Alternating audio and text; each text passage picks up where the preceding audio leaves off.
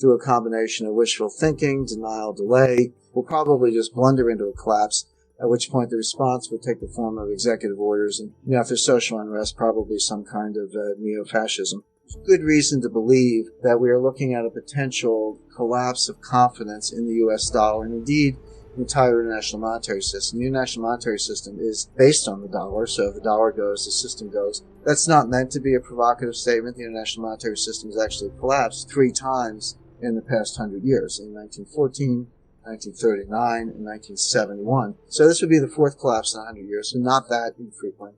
And when the monetary system collapses, it's not the end of the world. We don't all go live in caves who do canned goods and all that. What happens is the major trading and financial powers get together, they sit down, and they recut the deal, what's called the rules of the game. So what I want to think about a little bit is, since we can see the collapse coming, is what are the new rules of the game? What would the international monetary system of the future look like as a result of a sort of a new Bretton Woods-style conference in the face of a collapse? And I've got 4 scenarios here: multiple reserve currencies, SDRs, gold, and collapse, followed by something worse. Multiple reserve currencies, the idea is, in 2000, 70% of international reserves were held in dollars.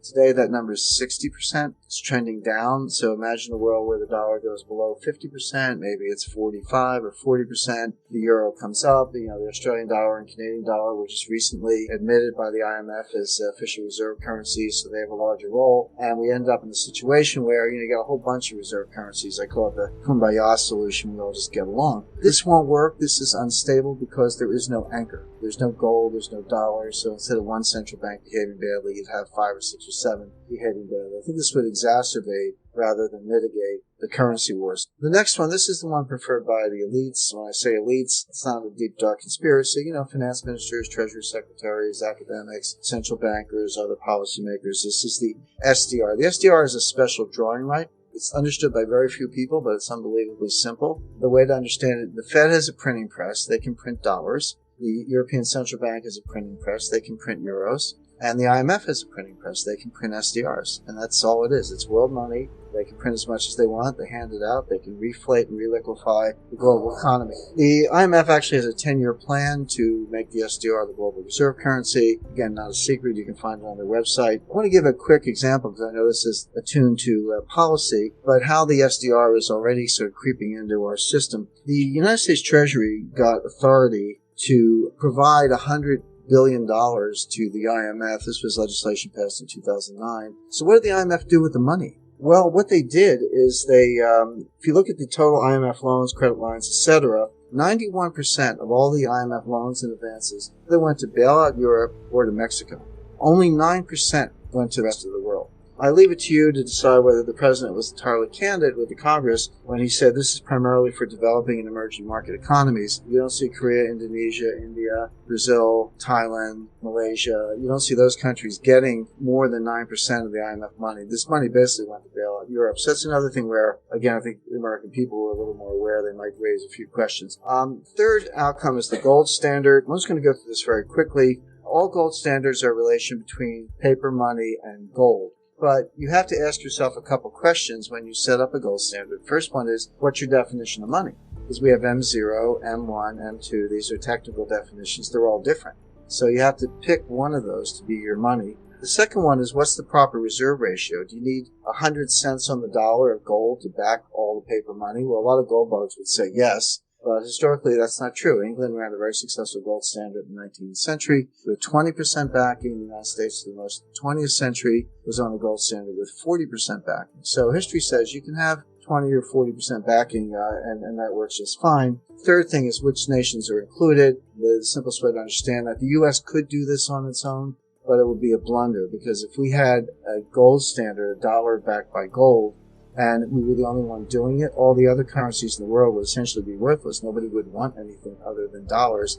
which would be extremely deflationary because the other currencies would not be desirable, and it would repeat the blunder Winston Churchill made in 1925. So I want to look at with those criteria, look at actually where the gold is If you take the 17 members of the European monetary system, those who back the euro, they have 10,000 tons. The United States has 8,000 tons. The IMF has about 3,000 tons. You see China, Switzerland, it kind of tails off after that. So the good news for the U.S. and Europe is we still have all the gold, and I think we will have the largest voice by far if there is a new International Monetary Conference, with one footnote, which is China is non-transparent, so that China bar at 1,000 tons is probably closer to 4,000 tons. We'll probably learn that a year from now when they update their figures. So China has bought themselves a very big seat at the table. Before we continue, help us clicking that YouTube like button and subscribe now to our channel.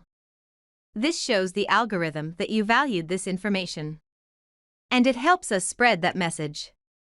Sharing is caring. And now, let's continue.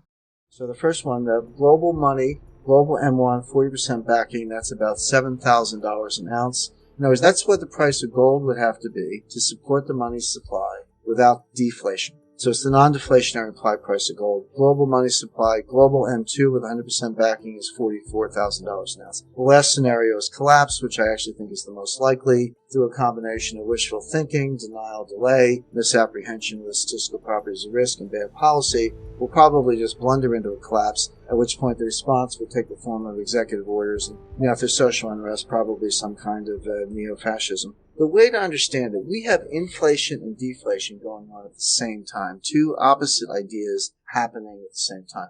The deflation is natural. It's what happens in a depression because of deleveraging. So what's deleveraging? Well, I have to sell assets to pay off debt. When I sell assets, it tends to depress the price. I pay off the debt, but prices are going down, so now I have to sell more assets to pay off more debt, etc. And you get into a debt deflation cycle until you've liquidated everything and prices hit bottom and kind of people start looking around for bargains again and the cycle starts to turn. It can go a very long way, and Irving Fisher wrote about this in the 1920s in debt deflation cycle theory of the Great Depression.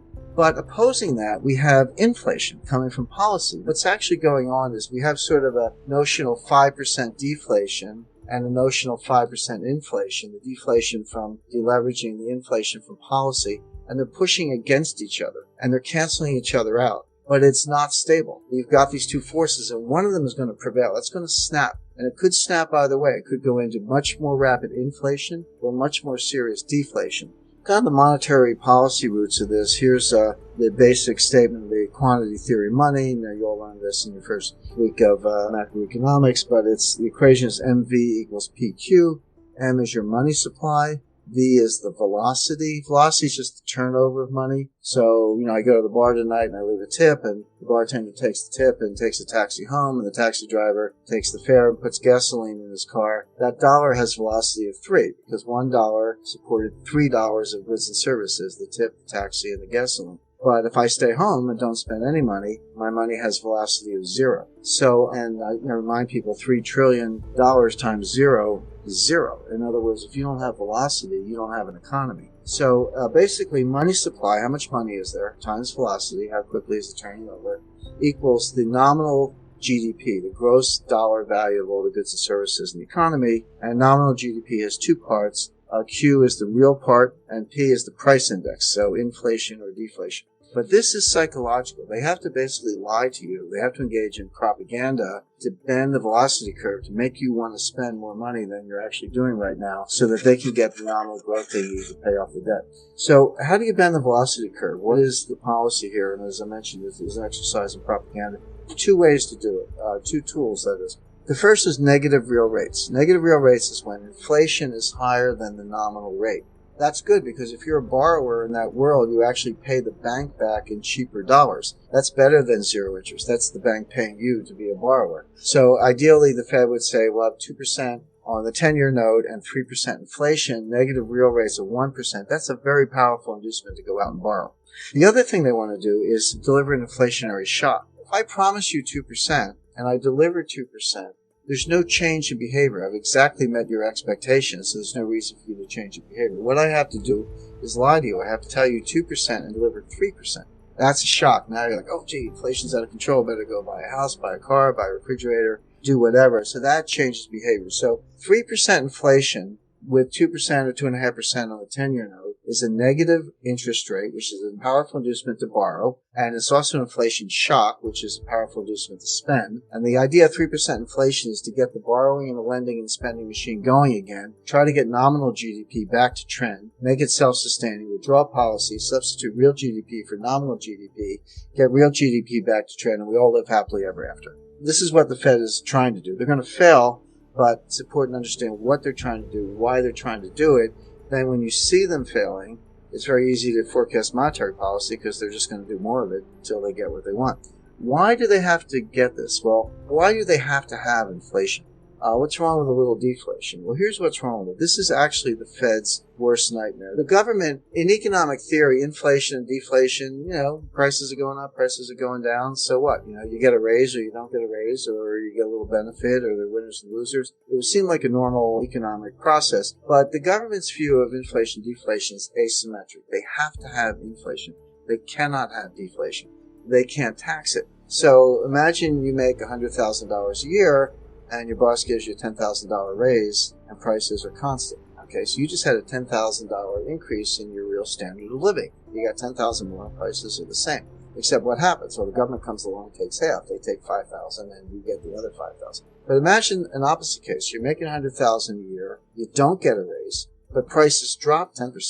Well, you had the same $10,000 increase in your standard of living. Your salary didn't go up at all, but the price of everything you buy went down, so you're better off. Except that now you get to keep the whole $10,000 because the government doesn't know how to tax deflation. So deflation can increase the real standard of living of the American people, but the government won't allow it because they can't tax it. It destroys tax revenues.